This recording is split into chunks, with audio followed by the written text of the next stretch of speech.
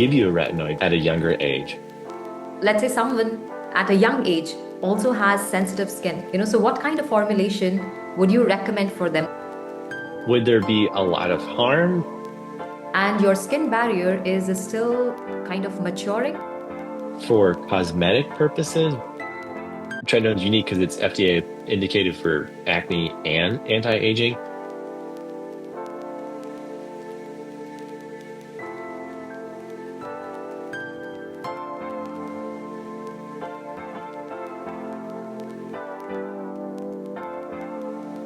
All the videos that I have on my channel, which are around retinoids, I have young girls, young boys, maybe they are like 18 years, 19 years, Mhm. just entering into early adulthood. And they are already considering using retinoids in their skincare, which I feel, from what I know of retinoids and how it interacts with the skin, I feel it's too early. But I want to hear from your perspective. I have two questions in this regard. Number one, how does our skin change as we age? A 19-year-old versus a 40-year-old or a 30-year-old? And how retinoid, being a gold standard skincare ingredient, interacts with the changes that are happening in our skin. So someone who is using retinoid at 19 years old versus someone who is using retinoid at 40 years old, how much it is effective in both age groups, how fast would the result be visible, and third, there would be any side effects. Yeah, you do see a lot of people kind of like Zoom, TikTok dysmorphia, right? They're on cameras more, they're looking at themselves in an unnatural way.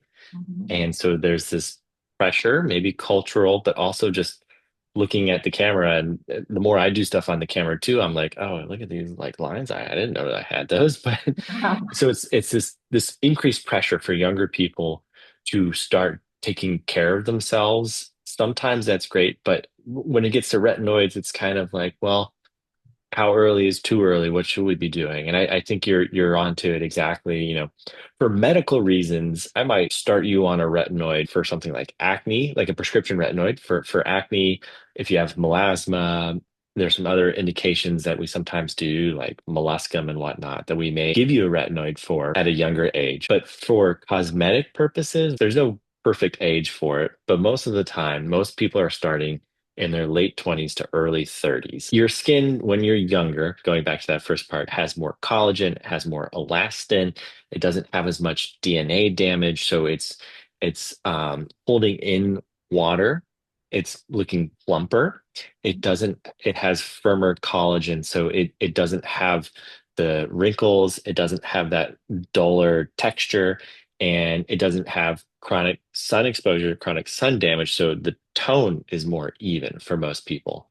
And as we get older into our 30s or 40s, our ability to make that collagen, that elastin, that network that essentially makes our skin plump, and then, of course, the actual outside of our skin is going to degrade, both from sun and just being on this earth, luckily, for that long. The benefit you get from retinoids is great, but it's nothing a miracle worker. And so you shouldn't feel pressure to start younger. You're not going to get more benefit if you start really young. It's only when you start seeing the signs of aging or right before you should see the signs of aging that you would get benefit from it. It's not like there's some magical timeline or there's some magical part of your skin that is more receptive for it. It's just more kind of a balance between personal decision and what you're seeing on your skin. Is it also true what I was reading somewhere? When you are in your teenage years, you have more sebum production and your skin barrier is still kind of maturing, and introducing actives could only do more harm than any good unless there is a medical condition that has to be treated, that has to be addressed. Yeah, I mean, it's definitely a balance between treating something like acne, which was like pretty much every kid's going to end up having some amount of acne, which requires you use those actives, those acids, salicylic acid, benzoyl peroxide, something like that. Yeah, of course, your skin when you're a teenager, when your hormones are changing drastically, your skin is going to be oilier, it's just going to have a different texture, and of course, there's going to be acne on it. So it's going to be distinctly different from when it will be when you're older. In terms of your actual skin maturing, there may be some related to kind of how the epidermis and dermis is growing, but it's more just oil production and what oil brings on, which is the acne, the bacteria related to the acne, the blocking of pores, etc. So, what we can safely say, if we are looking for cosmetic purpose, maybe late 20s to early 30s is the right age to consider using retinoids. But if there is a medical condition that has to be treated, of course, under the supervision of a dermatologist, then, teenagers or people who are still in their early 20s, they can go for retinoids. Yeah. I mean, if someone younger were to start a retinoid at a younger age, would there be a lot of harm aside from, the irritation, right? The retinization period? Probably not much, but yeah, it's a waste of money. It's a waste of time. It's a waste of stress. It's just not worth it at all. Like you said, late 20s, 30s, that's when I started using retinoid, was in my mid 20s or so. And I think I've been fine. Okay, great. Do you guys recommend tretinoin as an option for anti-aging, or is it only to be recommended for acne treatments? Anti-aging. Tretinoin is unique because it's FDA indicated for acne and anti-aging. I prescribe it all the time. I have patients who want other retinoids for anti-aging as well, tazarotene, adapalene less so, but it does happen. So now that we spoke about, skin irritations and all of that, let's say someone at a young age also has sensitive skin, so what kind of formulation would you recommend for them? There are so many options out there. Sometimes retinols are combined with ceramides, with niacinamide. Then, there are peptides, some anti-aging peptides, and hydrating, nourishing ingredients. They're paired with bakuchiol, phytoretinol, these plant-based options. So, from your perspective, which combinations actually make sense for sensitive skin, and which ones should be, people should be cautious about?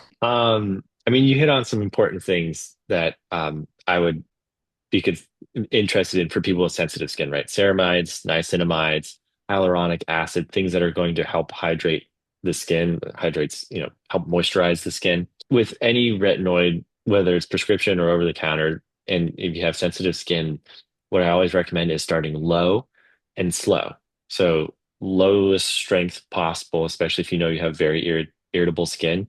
Start with something super low, and start very slowly, once a week, 1 to 3 times a week, and build up as tolerated. And that could be doing it once a week for 2 weeks and then increasing, or it could be doing once a week and you're like, man, my face is like super sensitive. So you're just gonna do that for 6 weeks to even a couple months or indefinitely. Because it's a balance between what you can tolerate and what you can get on your skin. And any amount of retinoid in the purpose of anti-aging and for everything is better than no retinoid. So that's what I look for first of all, is starting with the low strength, whatever it is, retinol or prescription or retinaldehyde, etc.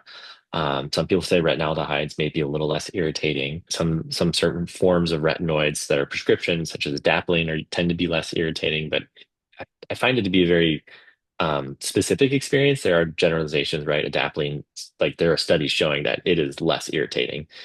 It's harder to say in retinol, retinaldehyde. The studies aren't as consistent, so it's hard to say. But some people do think retinaldehydes maybe are less irritating. Bakuchiol is maybe less irritating. So you might have to experiment a little bit if you have very sensitive skin. That's what I would say for people who are trying to over-the-counter market. You might try something that's made for sensitive skin, and for some reason your body just doesn't like it. But things to look for are lower strength combined with supportive moisturizing ingredients like ceramides, like niacinamide, like hyaluronic acid, squalane, anything like that that is meant to provide moisturization to your skin. And then make sure it doesn't have anything else irritating. Vitamin C can be irritating. Lactic acid, other exfoliants can be irritating. That being said, I know there is one that contains lactic acid and a retinoid and tends to be better for sensitive skin, but in general, you don't want to have an exfoliating acid in your retinoid at the same time, especially if sensitive skin. So those are the most important things. And are there any brands for, like, can you recommend? Of course, there are plenty of gentle skincare big brands that most dermatologists, including myself, talk about all the time, that are good. Cetaphil, CeraVe, La Roche, Rock, more fancy ones, SkinCeuticals, Paula's Choice. We're blessed that we're in an age that, skincare is having a bit of a revolution, I think, online, and you're able to get more affordable products that are good and reasonable in terms of not irritating your skin. You touched upon this point, retinol versus retinaldehyde. Mhm. Just to bring here from my own personal experience, I have been using this Celimax retinal shot, which is a retinaldehyde, has a matrixyl and it has panthenol. And I feel this formulation is quite strong. I can feel the irritation on the skin if I use it every single day. It may be very specific to users and not like a Yeah. general thing to say.